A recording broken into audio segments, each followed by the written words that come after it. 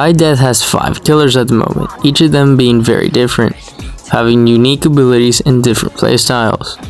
Each of them have different techniques which allow them to win games in their very own way. This video I'm going to be ranking all 5 of these killers. Starting with Die Death's most iconic killer, Pursuer. Now, Pursuer is the first killer you unlock when you start the game. Pursuer is a rushdown type character, which basically means he's very good at targeting one singular player. He's also incredibly good at keeping pressure on one singular player, although he does have 2 abilities which allow him to pressure the entire civilian team. It's not too good considering the fact that both Howl and Stock aren't very good at dealing damage, considering the fact that they're more supportive abilities. Though he does have a incredibly dangerous M1 and Cleave, which is one of the best punishing abilities, just dealing a little bit less damage than Bolt's, considering the fact that Bolt can deal nearly 40 damage or something like that. Now, taking all this into account, it shows just that Pursuer's playstyle is quite very much just targeting and applying pressure to the entire survivor team so that they can't get close. Because of Cleave, this also pressures survivors into not being able to use abilities unless it really suits the occasion. This forces them to be a lot more careful and a lot more cautious, which then allows Pursuer to pick off even easier kills. Taking all of this into account, I think this puts Pursuer in a very nice B tier, even because he's very susceptible, looping, and stunts are really dangerous to him. Being able to restart an entire chase just because you weren't paying attention. Next up is Badware. Now, Badware is a very infuriating killer to go up against from time to time, but he's still not necessarily one of the best.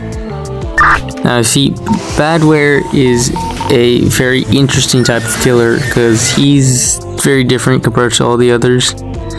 He, unlike all the other killers, starts off with a very weak type of playstyle, which then builds up later on.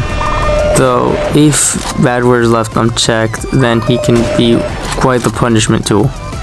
With an ability that can deal nearly 40 damage, which is quite a lot, and with the ability to teleport through the map, it's quite dangerous to say the least.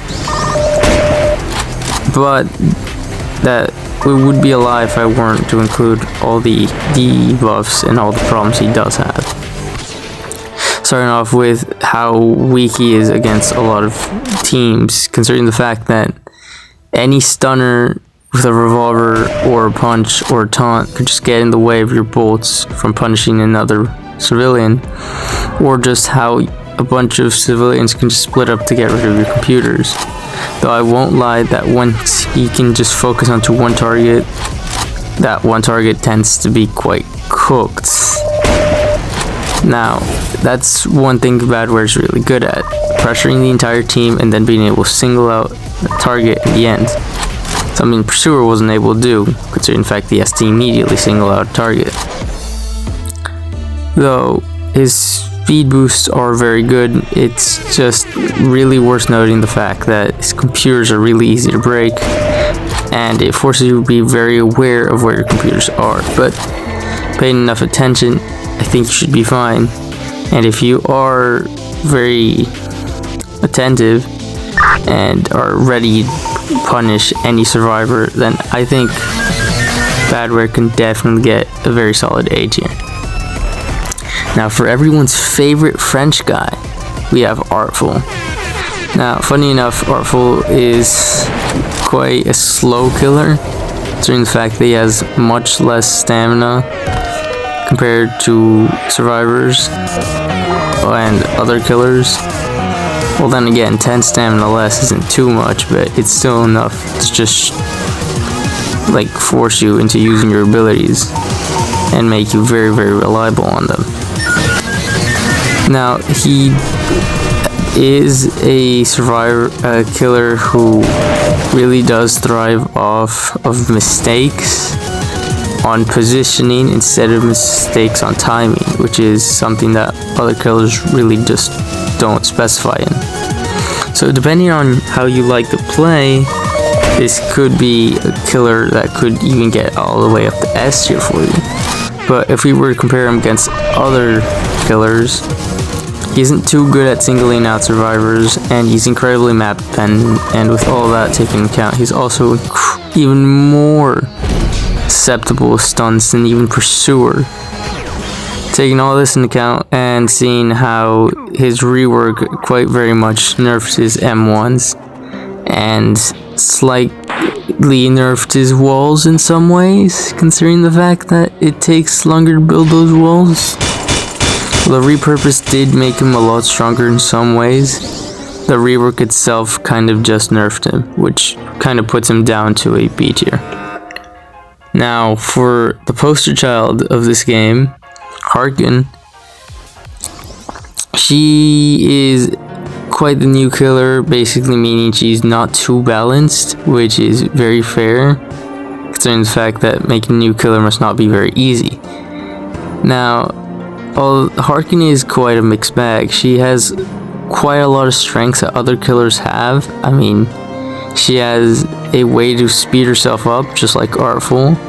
She has pretty good stamina, not anything too crazy, but it's definitely something that very useful to her kit.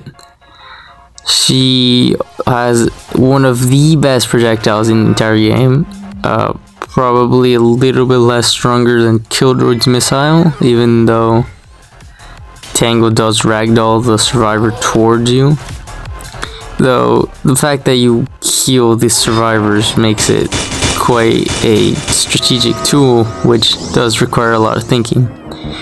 Now, due to all the strategy needed to properly use this, and how fragile Harkin is, because it's quite very much shown through her kit that she is very, very susceptible to stunts, even more than Artful himself. Though she does do something very well, probably better than any other killer, that's pressuring the entire team to stay out of the way. Having an ability like Tangle that is just able to quickly take somebody and switch targets, and having her emulate, which allows her to finish off kills, and don't even get me started on her little mini game, which can't move.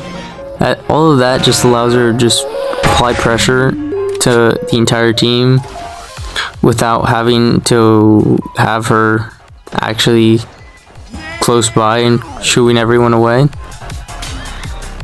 And with all of that being said, I think that Harkin definitely gets solid S tier. She's just so well rounded, it's kind of not even close.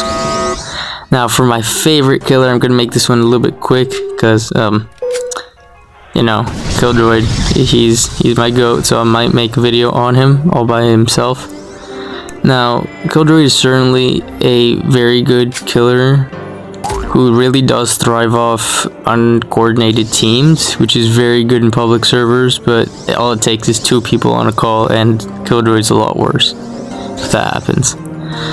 Now, Killjoy does thrive off people being grouped up together, considering the fact that he has AoE damage, which basically forces people into more open areas and forces them to split up, considering the fact that getting quad shots is very probable, honestly. As a Killjoy main, I've seen that happen a lot. Now, due to uncoordination, this Killjoy's kit makes him very, very strong.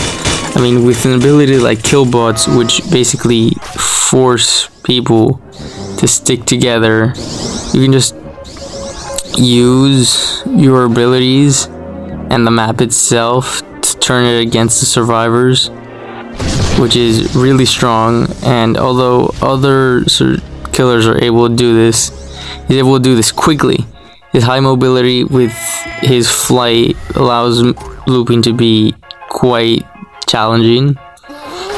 and not to mention just how he can just get a free kill every single time, just like Karkin in Pursuer with his detonate.